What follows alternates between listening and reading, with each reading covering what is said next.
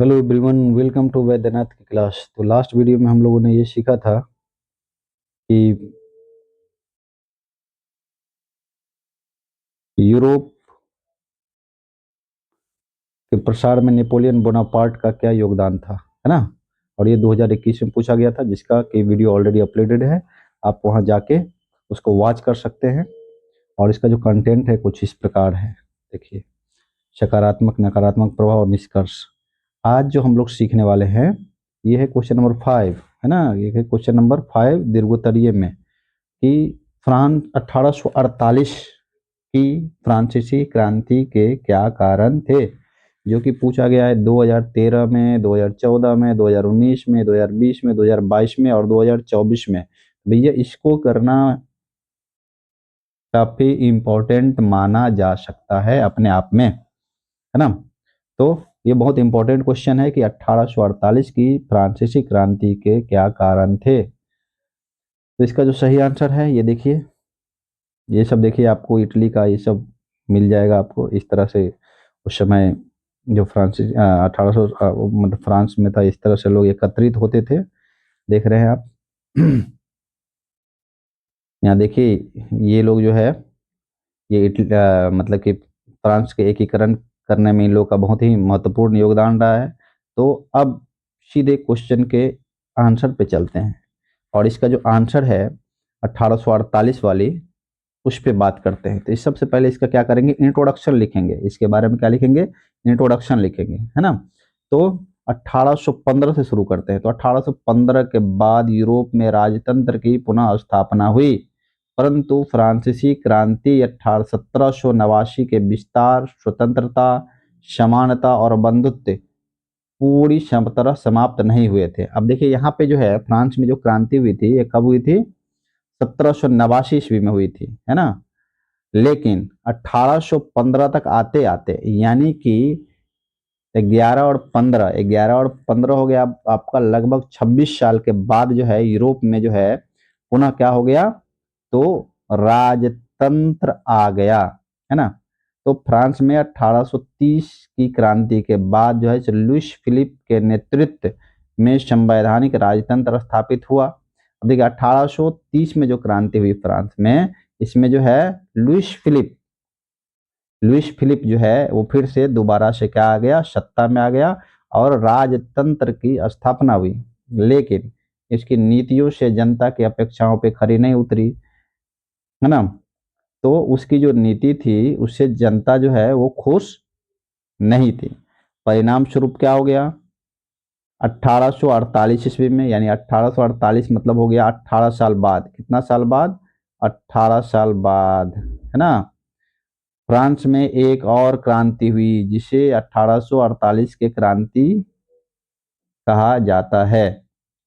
तो आपको समझ में आ गया होगा कि 1789 से शुरू होता है और 1815 में राजतंत्र आ जाता है। फिर 1830 में जो है लुईस फिलिप राजतंत्र की स्थापना करता है, लेकिन जनता में असंतोष के कारण जो है 1848 में जो है ये फ्रांस में पुनः क्रांति हुई, जिसे 1848 की फ्रांसीसी क्रांति के नाम से जाना जाता। तो ये क्या हो गया, इंट्रोडक्शन हो गया। आपने सारे चीजों को, यानी जहां से क्रांति शुरू हुई थी और जो लास्ट है, इसको आपने क्या किया, एक जगह कर दिया, है ना। अब इसके बाद हम देखते हैं फर्स्ट, तो राजनीतिक असंतोष, यानी लुईस फिलिप की सरकार मध्यम वर्ग तक सीमित थी। अब देखिए लुईस फिलिप जो है कब राजतंत्र स्थापित किया था, तो कब स्थापित किया था, 1830 ईस्वी में। तो ये जो लुईस फिलिप की सरकार थी वो मध्यम वर्ग तक ही सीमित था। आम जनता और मजदूर वर्ग के मताधिकार से वंचित रखा गया। अब देखिए सबसे बड़ा कारण, जो आम जनता था और मजदूर वर्ग था, उसको मत देने का अधिकार नहीं था। सरकार भ्रष्टाचार से ग्रस्त थी और सुधारों की के प्रति उदासीन थी, यानी कि भ्रष्टाचार भी फैला हुआ था और कोई सुधार की गुंजाइश दूर दूर तक नहीं दिखती थी। राजनीतिक भागीदारी का अभाव था, ने जनता में असंतोष पैदा किया। और राजनीतिक भागीदारी का अभाव का क्या मतलब होता है कि भैया इसने तो पहले ही आम जनता, यहाँ पे देखिए पहले ही उसने क्या किया, आम जनता,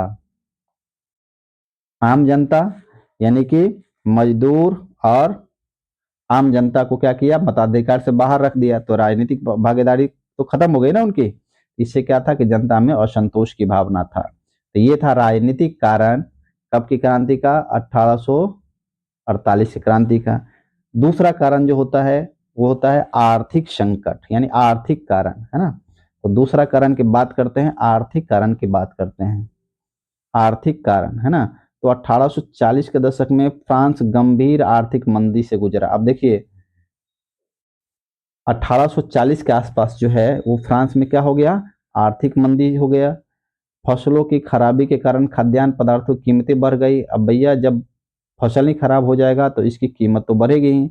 बेरोजगारी तेजी से बढ़ी। अब बेरोजगारी जो है जो तेजी से बढ़ी, और विशेषकर शहरों में, है ना, जो शहर था उसमें सबसे ज्यादा बेरोजगारी देखने को मिली। मजदूर वर्ग का जीवन अत्यंत कष्टमय हो गया। अब जो मजदूर वर्ग था उसका जीवन क्या हो गया, कष्टमय हो गया, है ना। तो ये था आर्थिक कारण। तो आर्थिक कारण में आपको समझ में आएगा कि गंभीर आर्थिक मंदी आया, खाद्यान्न का दाम बढ़ गया, है ना, बेरोजगारी बढ़ गई शहरों में, और मजदूरों का जीवन जो है अत्यंत कष्टमय हो गया। अब बात कर लेते हैं सामाजिक जीवन की। तो सामाजिक जीवन में क्या था कि समाज में अमीर और गरीब के बीच खाई हो गई।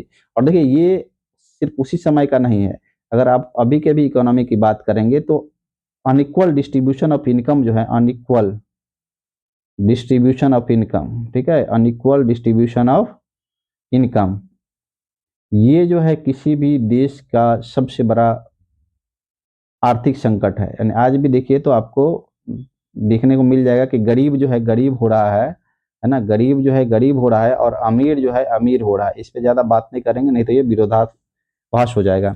तो उस समय की बात करते हैं कि समाज में अमीर और गरीब के बीच में क्या थी, गहरी खाई थी। मतलब दोनों का अलग अलग हिसाब किताब था।